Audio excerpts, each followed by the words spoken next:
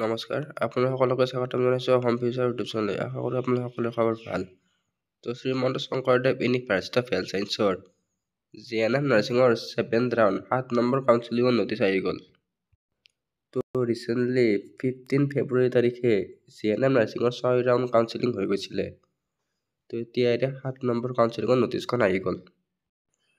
তো normally GNM nursing হওক বা SSUHSৰ কৰ্চবিলাকৰ 3-4 বাৰ মানে কাউন্সিলিং হয়, কিন্তু এইবাৰ GNM নাৰ্ছিঙত কাউন্সিলিং হৈয়ে আছে। এইবাৰ 7 নম্বৰ ৰাউণ্ড কাউন্সিলিং পালেগৈ।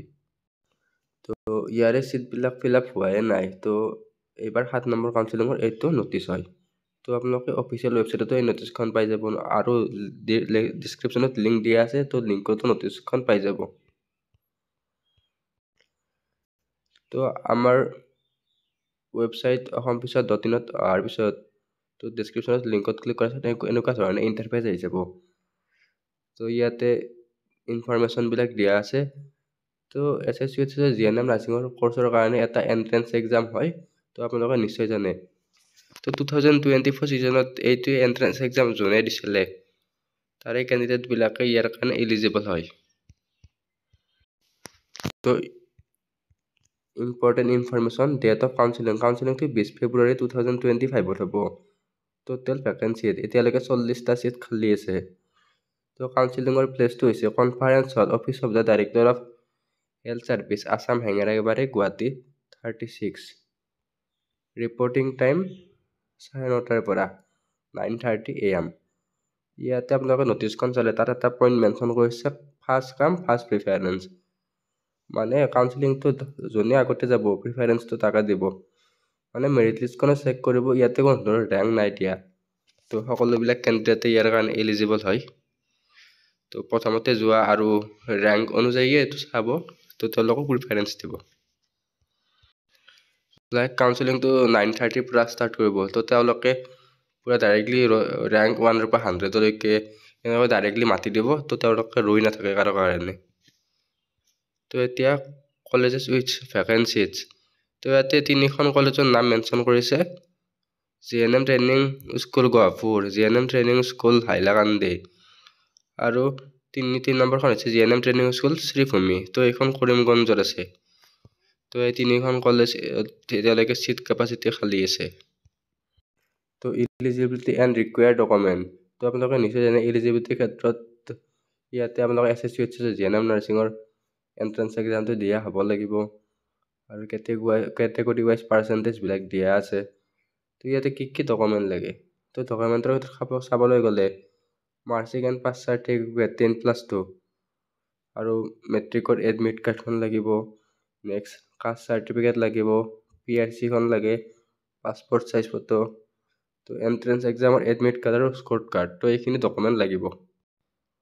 কলেজ ৱাইজ চিট ডিষ্ট্ৰিবিউশ্যন, এতিয়া কলেজ 3খন কলেজত চিট কেপাচিটি খালী আছে। ইয়াতে আনৰিজাৰ্ভৰ কাৰণে 22, EWSৰ কাৰণে 2টা, নেক্সট OBC MOBCৰ কাৰণে 11টা, SCৰ কাৰণে 3টা, আৰু ST হিলছৰ কাৰণে 2টা। তো ইয়াতে DHSত ইমানখিনি নটিচ নিদিয়ে। তো আমাৰ চেনেলটো ছাবস্ক্ৰাইব কৰি থৈ দিব আৰু হোৱাটছআপ গ্ৰুপতো জইন হৈ ল'ব। আমাৰ তাতে নটিচবিলাক দি দিম। তো ইয়াৰে অফিচিয়েল ৱেবছাইটটো হৈছে dhsassam.government.in। তো ইয়াৰে 7 নম্বৰ কাউন্সিলিঙৰ নটিচখন DHSৰ ৱেবছাইটতে দিছে। তো আপোনালোকে ৱেবছাইটটো চেক কৰিব পাৰিব, আমাৰ লিংক দিয়া আছে।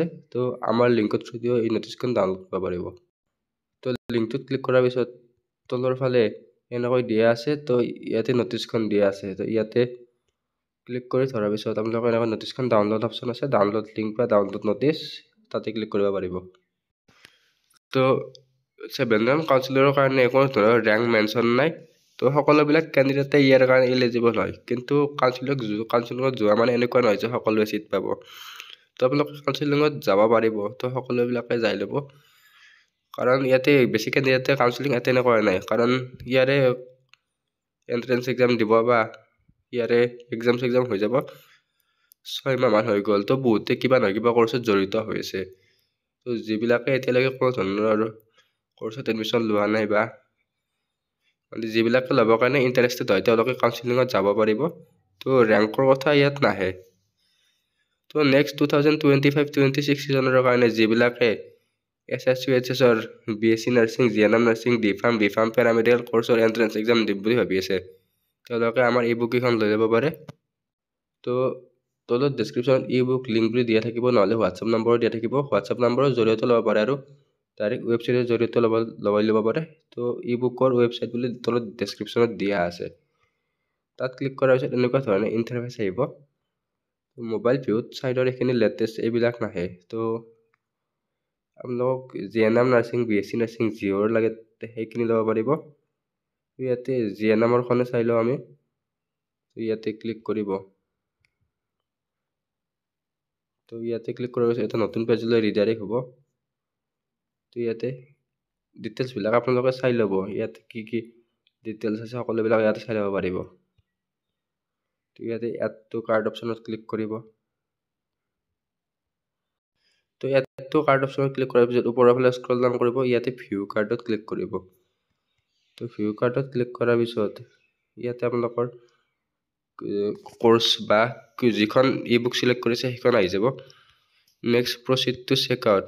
তো ইয়াতে ক্লিক কৰিব। তো ইয়াতে প্ৰাইচটো আহি যাব। ইয়াতে প্ৰাইচটো আপ ডাউন হৈ থাকে। তো লিমিটেড অফাৰ চলি আছে 129ত। ইয়াত 3.87 rupees কনভিনিয়েন্স চাৰ্জ লয়।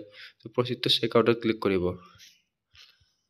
তো ইয়াতে ডিটেইলছবিলাক আপোনালোকৰ ফিল আপ কৰি কিনে ইয়াতে আপোনালোকৰ দুটা অপশ্যন আছে। এটা পে বাই ৰজাৰ পে, এটা আছে কেছ ফ্ৰী পে'মেণ্ট। তো মই আপোনালোকক ৰজাৰ পে'টো ছাজেষ্ট কৰিম। পে বাই ৰজাৰ পে অপশ্যনত ক্লিক কৰি নেক্সট প্লেচ অৰ্ডাৰত ক্লিক কৰিব। তো তাৰপিছত এনেকুৱা ধৰণে আহি যাব। ইয়াতে আপোনালোকে UPI থ্ৰুদি পে'মেণ্ট কৰি কণ্টিনিউ অপশ্যনত পে'মেণ্ট কৰাৰ পিছত আপোনালোকৰ ই বুকখন ডাউনলোড হৈ যাব আৰু ই বুকখন আপোনালোকৰ ইমেইলতো পাই যাব। তো আপোনালোকৰ ফাইল মেনেজাৰতো ডাউনলোড হৈ যাব, ইমেইলতো পাব। আৰু কেতিয়াবা আপোনালোকৰ ফাইল মেনেজাৰ বা ইমেইলৰ পৰা ডিলিট হৈ গ'লে তো ইয়াতে মাই একাউণ্ট অপশ্যন আছে। তো মাই একাউণ্টত ক্লিক কৰাৰ পিছত আপোনালোকৰ ইয়াতে ইমেইল চিমেইল দিব লাগিব। তো দিয়াৰ পিছত ইয়াতে ডাউনলোড অপশ্যন এটা থাকিব। তো আপোনালোকে যিটো ইমেইল দি পে'মেণ্ট কৰে বা যিটো ইমেইলেৰে ইয়াতে কিনোতে দিয়ে সেইটো ইমেইল আৰু পাছৱৰ্ডটো দি কিনে লগ ইন কৰি ল'ব। তো আপোনালোকৰ লগ ইন কৰাৰ প্ৰয়োজনে নহ'ব, কাৰণ ইমেইলতটো ছেভ হৈ থাকিব। তো এই ভিডিঅ'টোত এইখিনি আছিল। আশা কৰোঁ আপোনালোকে ভিডিঅ'টো ভাল পালে। তো যদি চেনেলটো প্ৰথমবাৰৰ বাবে আহিছিলে ছাবস্ক্ৰাইব কৰি কাষত থকা বেল আইকনটো অন কৰি থৈ দিব। আৰু যিকোনো ধৰণৰ নটিফিকেশ্যন দিলে আমাৰ চেনেলত বা হোৱাটছআপ গ্ৰুপত দি দিবলৈ চেষ্টা কৰিম। তো চেনেলটো ছাবস্ক্ৰাইব কৰি থৈ দিব, হোৱাটছআপ গ্ৰুপত জইন হৈ ল'ব। তো ধন্যবাদ।